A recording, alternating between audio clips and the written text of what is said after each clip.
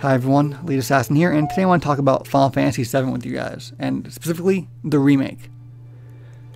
Now, I have three friends who fall into the three categories of Final Fantasy VII fan, and their stages of how they feel about the remake. We have my friend InnoSilver, who's pretty much like, don't touch it.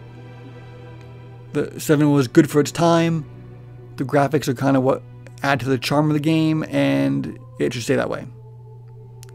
I have my friend Nightmare, who kind of wants the game to be more of just a graphical update and everything else stay the same. Make it look pretty, but keep the game the same. Then I have my friend Soft Requiem, who's like, you know what? Fuck it. We played this game 20 years ago. Give me some new stuff. Change it up a bit. Show me something I haven't seen before. Make it worth me buying again. And it's funny because I find myself agreeing with points all of them have, and disagreeing with some they have as well. And it got me thinking where I stand on the Final Fantasy VII Remake, and that's what I want to talk to you guys about today. To me, for Final Fantasy VII Remake to be successful in my eyes, I don't care how graphically nice it looks. What I care about are the little things, and the hope that they keep those little things in the game.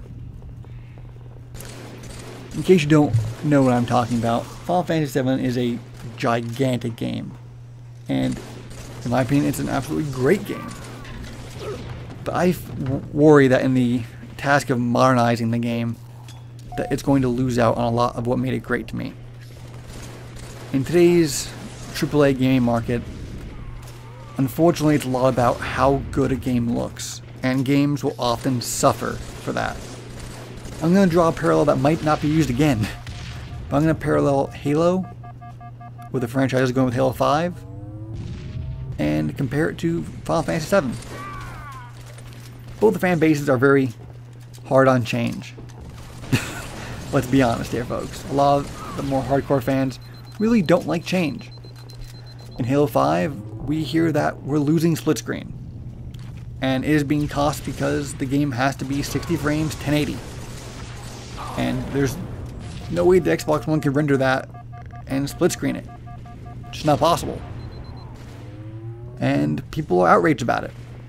They'd rather have the fans like, give us lower quality. Some fans are like, give us lower quality, and they like, we want split screen. Dumb down the graphics. We don't care. We want to be able to play with our friends on the couch. But honestly, in the AAA gaming market,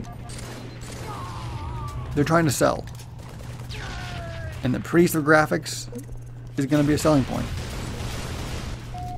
How many times do we hear if a game's not 1080p, 60 frames, and who cares? It's sad, and it's one of the things I hate about modern gaming. Because honestly, I don't care if a game's 1080, 60 frames. If it's good and fun, I'll play it. And, Halo had the sacrifices there to make the game look like that. And I fear Final Fantasy VII Remake will have the same.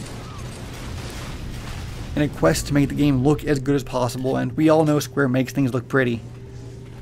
But in their quest to do that, I feel a lot of the small things that make the game great are going to be missed.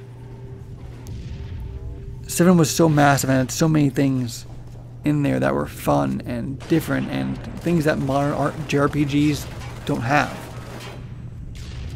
Let's look at 7 quickly. There was Gold Saucer. All the mini games that you could do. Chocobo Racing. There was the bike part. There was the snowboarding part. There was Fort Condor. Final Fantasy VII had an overworld map, which was crucial to how the game played. Walking on the world map, you were able to find the forests where Yuffie might be hiding. You were able to run past the Midgar Zolom, and hopefully he wouldn't grab you and have to fight him. There were the airships where you can get around. You could go find Ultimate Weapon. You had the crashed plane that you drove around the ocean, but you couldn't go in the deep parts. So you can go over to Yuffie's hometown and do her optional side quest. There were the submarine to go explore underwater and find the crashed ship and Emerald Weapon. There were just so many things that modern games don't have. You don't see overworld maps in JRPGs anymore like that. You don't see games including a lot of the little fun mini games that older JRPGs did. And why I figure they'll probably keep Chocobo Racing. I do wonder some of the other little things, and maybe some of them won't be as big a deal. But it's a lot of the little things that made 7, looking back, fun, and broke up the monotony of just going here, doing your active time battles, and doing this. It broke up the pace a little bit and gave you some fun things to do otherwise, and also gave you just more to do in general. You know, going to find those Chocobo tracks and breeding Chocobos, and I just worry that a lot of that other stuff might be lost. And maybe some of the other little story points that might not be as crucial might be lost, like Red 13's backstory, which to me, for some reason, always stood out, and the deal with his father and stuff like that. I just hope, you know, it keeps some of the small things in there that made it great. Alright guys, I want to know how you feel about the Final Fantasy VII Remake. If you're a fan of Final Fantasy, how do you feel knowing that things are going to be changed?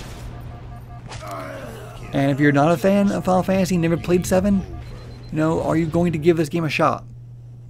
And let me know in the comments down below. And also, just want to throw out there, they are going to be releasing 7 in its classic form on the PlayStation Store for PS4 later on this year.